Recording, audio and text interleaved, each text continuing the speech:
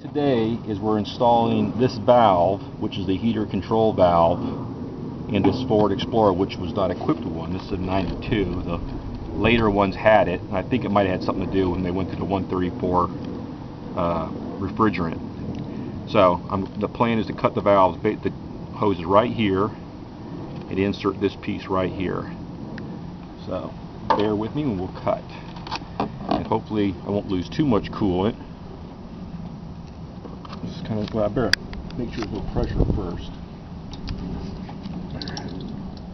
There'll probably leak some, but I don't think that'll be a problem.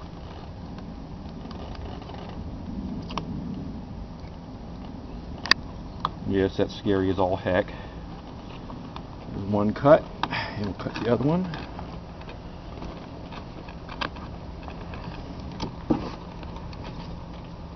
Alright. And that's that. Alright, now I need to get some clamps. Keep running right there. Should have these. These pan over here. So I'm going to use these clamps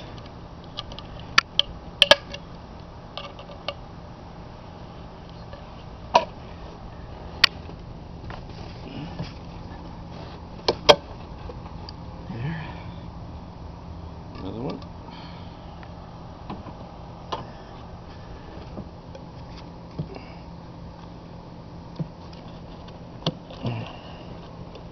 And then we can install this.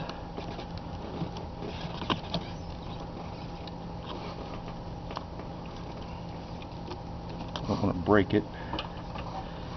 Make sure these open up a little bit more.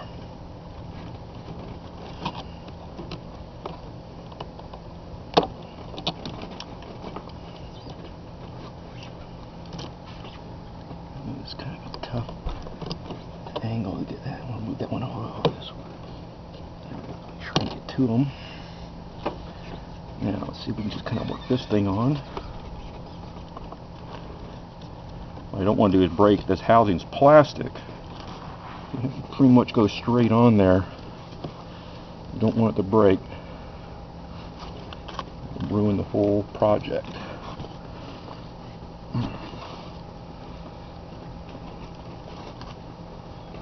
A little bit harder than I expected.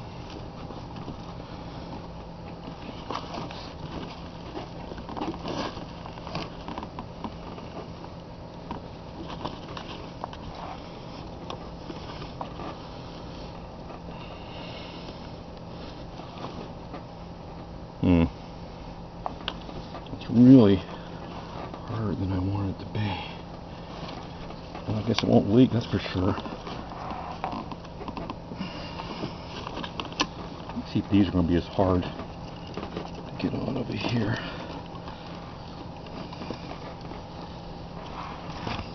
Oh, you know, whoa. Be careful, Dave. The last thing you want to do is get them on and not have the clamps on.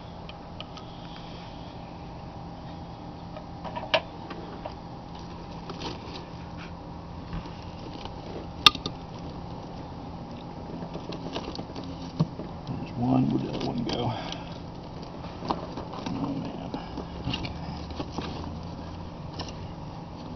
I have to take a break from the video here so I can really get my butt applied to the plastic bits. But it was just so hard I didn't feel comfortable. Like I said, this is made out of plastic. If you work it too hard, you'll break it. So hopefully that will let these things slide on a little bit better. I'm going to do these first because they're going to be harder to get at once I get it in there. Wait a minute, I actually should probably go the other way.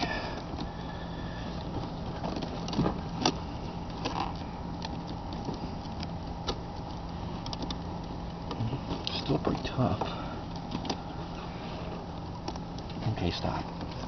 I'll save you the cursing that took place, but needless to say, the valve is in. I simply could not get this any further. I don't want to stress anything at breaking it. It's not leaking, so I think I'm on there far enough. This one I was able to seat all the way. One of the tricks I found getting these to work at all, which I didn't do here, was to take this tool here, which is a hacksaw, and actually go inside the rubber hose and scrape and get all kinds of mung and goo. Let me see if I can give you a little demonstration of that. Here's a, well, that hose is clean. Well, that's not a good example. But anyway, I would just basically take this, go inside and do something like that. And what came out was all kinds of crud and rust and junk. So I think that might have been part of the problem. I hope that came out on the camera. So I got the heater hoses hooked back up. The reason I didn't want to replace the hose, I didn't want to risk taking these off and breaking something on the heater hose. That would have just completely ruined my day. Here's the key, which I need a little help on, but I think I did it right. There's an inlet here. There's an arrow pointing this way, so I assume the flow is supposed to go this way through this valve. I don't know what difference it makes. Maybe it has something to do with, helping the valve work properly or not leak or something like that, is what I'm guessing.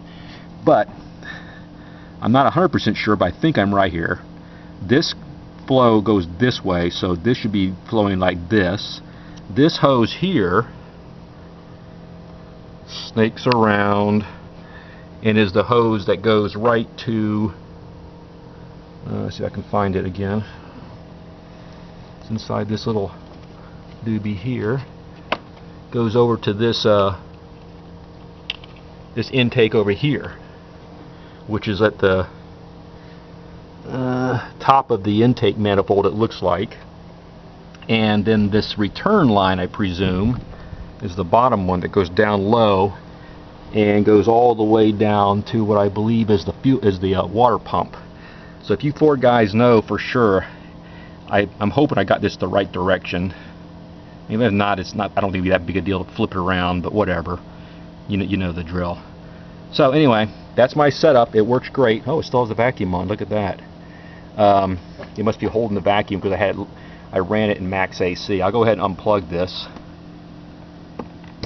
There you go, and it opened up.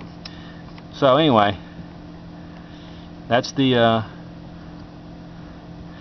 new deal. And I did hold these pipes back here, and I did notice that they weren't getting hot until I opened this up. So hopefully this is actually working. I guess another test I can do is I can turn the heater on. I can manually hold this down and see if any heat comes out, and then release this. That'll confirm everything's working the way it should be, but I think it is.